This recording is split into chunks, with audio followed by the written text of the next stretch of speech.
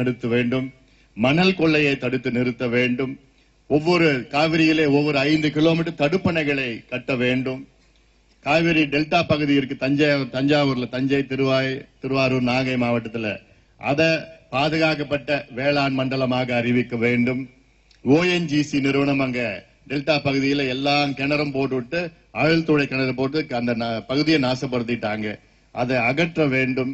Pedro chemical பார்க்னு சொல்லிட்டு 57,000 acre நிலத்தை இப்ப கையகப்படுத்திட்டு இருக்காங்க. என்ன நிலம்? நஞ்ச நிலம். 3 போகம் விளைகின்ற அந்த நஞ்ச நிலத்தை, விவசாய நிலத்தை எடுத்துக்கிட்டு அங்க கெமிக்கல் ஃபேக்டரி கொண்டு வருவோம்னு சொல்லிட்டு அனுமதி கொடுத்து, இதெல்லாம் எதிர்த்து நாம் எல்லோரும் போராட வேண்டும். அதற்காகத்தான் இந்த 3 நாள் பிரச்சார பயணத்தை மேற்கொள்ள இருக்கின்றோம். மருத்துவர் ஐயா அவருடைய அன்பு கட்டளை என கடந்த மாதம் தாமிரபரணி ஆற்றை காப்போம்னு தூத்துக்குடி, திருநெல்வேலியில் அதுல 2 நாள் அங்க பயணம். இன்னைக்கு இந்த பயணம். அடுத்தது என்ன பண்ண போறோம்? ஒவ்வொரு பிரச்சனைக்கும் ஒரு போராட்டம். காவிரி மேலாண்மை வாரியத்துக்கு போராட்டம், கழிவு நீருக்கு போராட்டம். ஏன்னா இங்க இந்த பகுதியில உங்களுக்கு என்ன பிரச்சனை?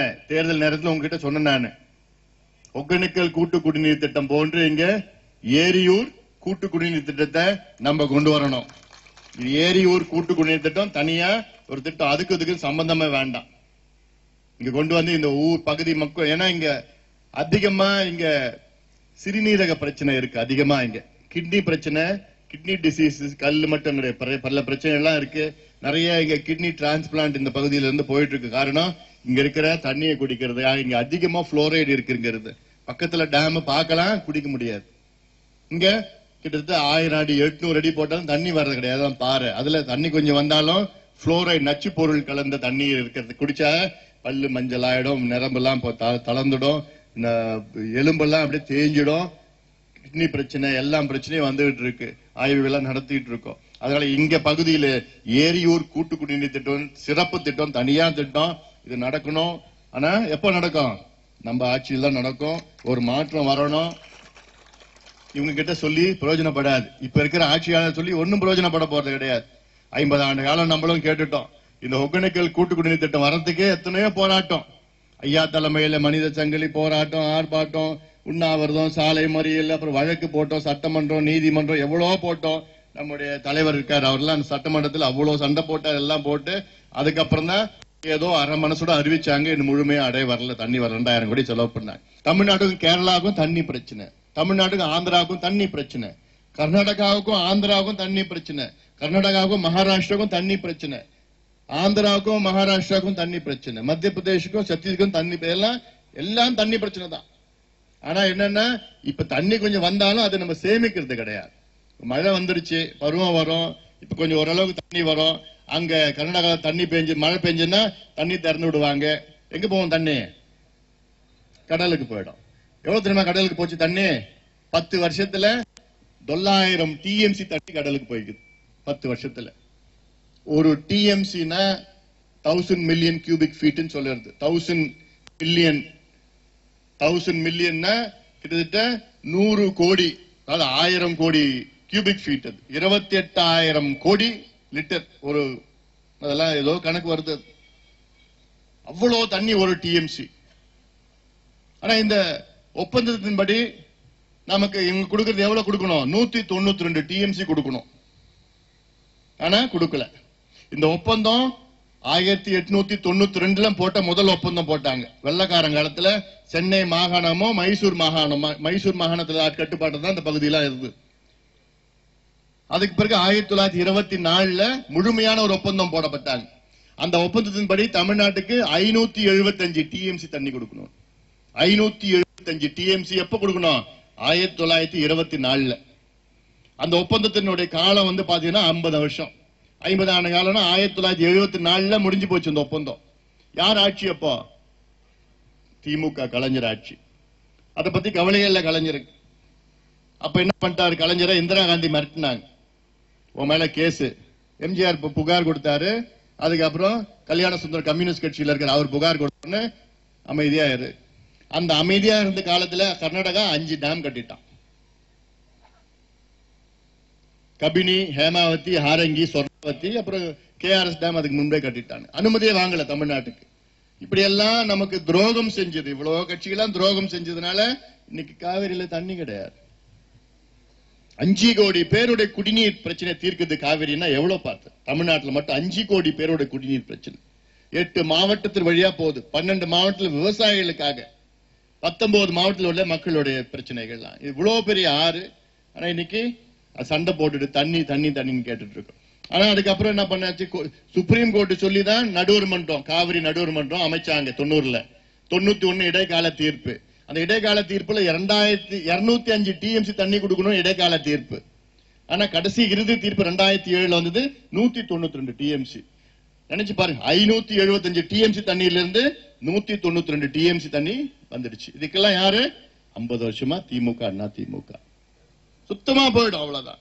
இப்படி காவிரி மட்டும் ஒவ்வொரு ஆர்வம் நம்ம உரிமைகளை நம்ம இழந்துட்டு வரோம். அதுக்கு நம்ம இதற்கு ஏன்னா இது என்னுடைய நோக்கமே இதெல்லாம் உங்ககிட்ட சொல்லணும், தெரியப்படுத்தணும். நிறைய பேருக்கு இதெல்லாம் தெரியாது. ஏதோ காவிரி பிரச்சனை, காவிரி பிரச்சனை, அங்க கர்நாடகா போன பஸ் கொளுத்துறான், இல்ல தமிழர் அடிக்கிறான், அதுதான் உங்களுக்கு தெரியும். தவிர எதிரான பிரச்சனை என்ன பிரச்சனை, இது காரணம் யாரு? போன வருஷம் சுப்ரீம் கோர்ட்ல சொன்னாங்க. என்ன சொன்னாங்க சுப்ரீம் கோர்ட்ல? 4 வாரத்துக்குள் காவிரி மேலாண்மை வாரியத்தை அமைக்கணும். காவிரி மேனேஜ்மெண்ட் போர்டுன்னு சொல்லுறது. இந்த காவிரி மேலாண்மை வாரியம் அமைச்சிட்டேன், ஒட்டுமொத்தம் காவிரி அந்த போர்டுக்கு மேனேஜ் பண்ணும், அவ்வளவுதான். அந்த போர்டு கிட்ட கொடுத்து நிர்வாகம் கொடுத்துடணும். அந்த நிர்வாகம் தான், வாரியம் தான் எப்ப தண்ணி விடலாம், எப்ப எவ்வளவு விடலாம், திறந்து விடலாம், எந்த மாசம், அதுதான் நிர்ணயிக்கும். தமிழ்நாட்டுக்கோ பாண்டிச்சேரிக்கோ கர்நாடகாவுக்கும் எந்த வேலையும் இல்லை. ஆனா அதுக்கு வேண்டாம் வேண்டான்னு அந்த கர்நாடகா எதிர்த்துட்டு இருக்காங்க. மத்திய அரசு கர்நாடகாவுக்கு சாதகமா இருக்கு. பிஜேபி ஏன் சாதகமா இருக்கு? கர்நாடகாவில் அடுத்த வருஷம் எலெக்ஷன் வருது. அங்க பிஜேபி எப்படியாவது ஜெயிக்கணும்னு மத்திய அரசுடைய நோக்கம். அதனால மத்திய அரசு உங்களை பத்தியோ நம்மளை பத்தியோ விவசாயிகளை பத்தியோ, இங்க 500 விவசாயிகள் செத்து இருக்கிறாங்க. எவ்வளவு நாள்ல? 6 மாசத்துல. இத பத்தி எல்லாம் மத்திய அரசு கவலை இல்லை. எவ்வளவு பேர் செத்தாலும் எனக்கு என்ன, கர்நாடகால பிஜேபி ஜெயிக்கணும். அதனால காவிரி மேலாண்மை வாரியத்தை அமைக்க மாட்டோம். உச்ச நீதிமன்றம் கடந்த ஆண்டு செப்டம்பர் மாதம் சொன்னாங்க, 4 வாரத்துல காவிரி மேலாண்மை வாரியத்தை அமைக்கணும்னு சொன்னாங்க. மத்திய அரசு என்ன சொல்லிச்சு? சரிங்கன்னு சொல்லிடுச்சு, அமைக்கல.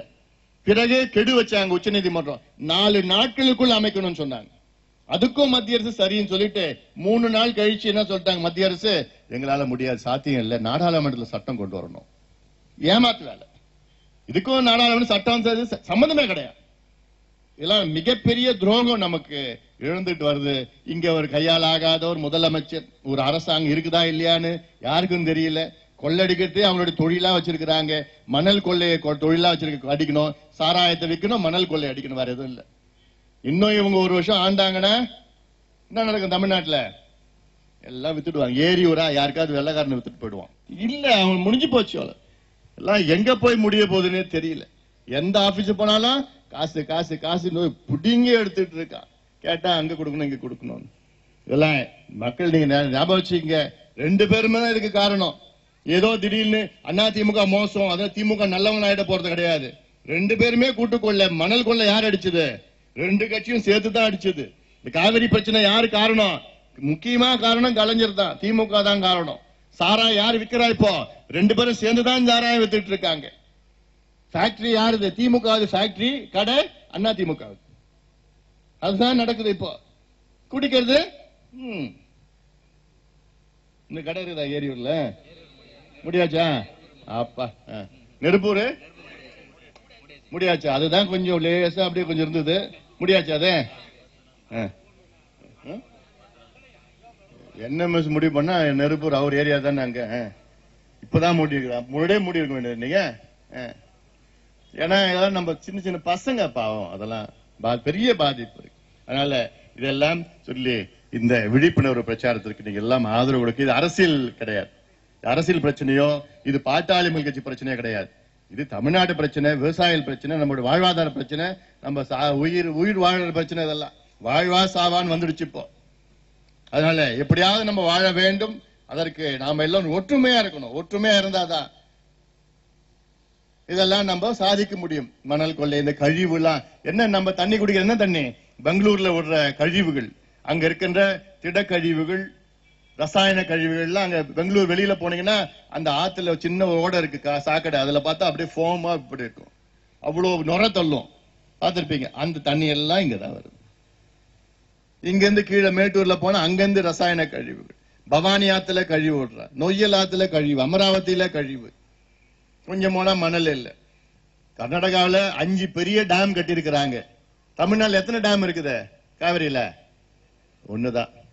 கல்லணை மேலணை டேம் கிடையாது. அது சும்மா தடுப்பு. அது தடுத்து கால்வாய்க்காக தடுத்துருக்காங்க. அது தண்ணி எல்லாம் தேக்கி வைக்க முடியாது. அங்க கல்லணையில தேக்கி வைக்கிறது மேட்டூர் டேம்ல. அதுவும் மேட்டூர் டேம் 93 TMC இருந்தது, இன்னைக்கு 60 TMC தான் இருக்கு. எல்லாமே தூண்டு போயிடுச்சு, முடிச்சிடுச்சு. எல்லாம் தமிழ்நாடு நாசமா போயிடும். போகக்கூடாதுன்னு தான் நாங்களும் எங்கெங்க போய் இவங்களெல்லாம் சந்திச்சு, மக்களை சந்திச்சு, விவசாயிகளை சந்திச்சு, இளைஞர்கள் சொல்லுங்க, ஒரு வாய்ப்பு 5 ஆண்டு காலம் ஒரு மாற்றி போடுங்க. 5 ஆண்டு காலம் கொடுத்தா போதும், அதுக்கு மேல வேண்டாம். 5 ஆண்டு காலத்துல மிகப்பெரிய மாற்றங்களை கொண்டு வரலாம்.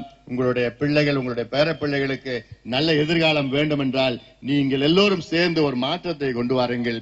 நம்முடைய உரிமைகள், காவிரி உரிமை, முல்லை பெரியார் பாலாற்றின் உரிமை, அதுக்கு பிறகு தென்பெண்ணை ஆற்றின் உரிமை, தாமிரபரணியின் உரிமை, அதுக்கப்புறம் நம்மளுடைய நீட்டு பிரச்சனை, இதெல்லாம் பிரச்சனை தமிழ்நாட்டு பிரச்சனை, மீனவர்கள் பிரச்சனை, இலங்கை தமிழர் பிரச்சனை எல்லாம் அவ்வளவு இருக்கு. இதை பத்தி ஆட்சியாளருக்கு எந்த கவலையும் எந்த அக்கறையும் கிடையாது. நேற்று பாத்தீங்களா, அப்துல் கலாம் அவருடைய நினைவு நாள். அப்போ நேற்று ஒரு நினைவகம் திறந்திருக்காங்க. அங்க எங்க ராமேஸ்வரத்துல. அதுல நம்முடைய முதலமைச்சர் படம் பாத்தீங்களா? போட்டோ எங்க வந்ததா? யாராவது பாத்தீங்களா? இல்ல, எங்க காணோம். அவர் ஓரம் கட்டிட்டாங்க. பிரதமர், மற்ற அமைச்சர்கள், கவர்னர் எல்லாம் இருக்கிறாங்க. முதலமைச்சர் எங்கேயோ ஓரம் கட்டிட்டாங்க. தமிழ்நாட்டினுடைய முதலமைச்சர் நினைச்சு பாருங்க, தமிழ்நாட்டுடைய முதலமைச்சர் பிரதமர் பக்கத்துல நின்றுட்டு இருக்கணும், நியாயமா புரோட்டோகால் படி முறைப்படி நின்றுட்டு இருக்கணும். ஆனா இல்ல. ஏன்? பலவீனமான ஒரு முதலமைச்சர். இவங்க எல்லாம் அடிமையெல்லாம் இருக்கிறாங்க. மத்திய அரசிடம் கை கட்டி நெசமா சொல்லுங்க, எசமா சொல்லுங்க, எசமான்னு சொல்லிட்டு இருக்காங்க. இவங்க போய் உங்களோட உரிமை, நம்ம உரிமையை காப்பாத்துவாங்களா? உருப்படியா நிச்சயமா கிடையாது. அதனால உங்களுக்கு நல்ல ஒரு அமைப்பு, நல்ல தைரியமான நம்முடைய நிர்வாகம் வேணும். அதற்கு ஒரே வழி, பாட்டாளி மக்கள் கட்சிக்கு ஒரு முறை 5 ஆண்டு காலம் வாய்ப்பு நீங்க கொடுத்தீங்கன்னா நல்ல தைரியமான முடிவுகள், உங்களுடைய உரிமைகளை காப்பாற்றுவோம். அது உங்களுடைய பிள்ளைகள் கல்வி இருந்தாலும் சரி, உங்களுக்கு சுகாதாரம் இருந்தாலும் சரி, உங்கள் பிள்ளைகளுடைய வேலை வாய்ப்பு இருந்தாலும் சரி, தொழில் வளம் இருந்தாலும் சரி, நம்முடைய இயற்கை வளங்கள் இருந்தாலும் சரி, நம்முடைய உரிமைகளை காப்பாற்ற காவிரி காவிரி காவிரியை காப்பாற்றுவோம் என முழக்கமிட்டு கைகோர்ப்போம், காவிரியை காப்போம் என இந்த பிரச்சாரத்தின் தொடக்கத்தில் உங்கள் எல்லாம் சந்திப்பதில் மகிழ்ச்சியாக இருக்கிற இந்த நிகழ்ச்சி மிக சிறப்பாக ஏற்பாடு செய்த அத்துணை பாட்டாளி கட்சியின் பொறுப்பாளர் அத்துணை பேருக்கும் என்னுடைய நெஞ்சார்ந்த நன்றியை தெரிவித்துக் கொண்டு, அடுத்தது இப்ப நாகமுறையிலிருந்து பண்ணவாடிக்கு போறேன். போட்ல போறேன் நான். பண்ணவாடியில இருந்து கொளத்தூர் போய், கொளத்தூர்ல இருந்து மேட்டூர், மேட்டூர்ல அம்மாப்பேட்டை, அம்மாப்பேட்டையில இருந்து ஈரோடு, ஈரோடுல இருந்து பவானி, நாளை காலையில கொடுமுடி போறேன். கொடுமுடியில இருந்து வேலாயுதம்பாளையம், அங்கிருந்து மோகனூர், அப்புறம் கரூர், அப்புறம் குளித்தலை, அப்புறம் முசிறி, ஸ்ரீரங்கம், திருச்சி, அப்புறம் திருக்காட்டுப்பள்ளி, கல்லணைக்கு திருக்காட்டுப்பள்ளியில போயிட்டு தஞ்சாவூர் போயிட்டு திருவையாறு போயிட்டு, அங்கிருந்து பாபநாசம் போயிட்டு, அங்கிருந்து கும்பகோணம், அதுக்கப்புறம் கதிராமங்கலம், அதுக்கப்புறம் குத்தாலம் போயிட்டு மாயவரம் போயிட்டு பூம்புகார் போறேன். இதுதான் ப்ரோக்ராம். என்ன ப்ரோக்ராம்? 3 நாள். அதனால எல்லா மக்களும் சந்திச்சு தொடக்கத்தில் எல்லாம் பார்த்து, அங்கங்க வித்தியாசமா, அங்கங்க விவசாய சங்கங்கள், பொதுமக்கள், சமூக ஆர்வலர்கள், தொண்டு நிறுவனங்கள் அதெல்லாம் பார்த்து இதெல்லாம் என்னென்ன பிரச்சனை இருக்குன்னு சொல்றதுக்கு தான் இந்த 3 நாள் பயணம். இது பிரச்சார பயணம், விழிப்புணர்வு பயணம். அடுத்தது என்ன பண்ணோம்? போராட்டம். நமக்கு தெரிஞ்சதெல்லாம் போராட்டம் தான். அதனால வழியில நம்ம எல்லோரும் சேர்ந்து போராடுவோம், உரிமைகளை மீட்டெடுப்போம். நன்றி.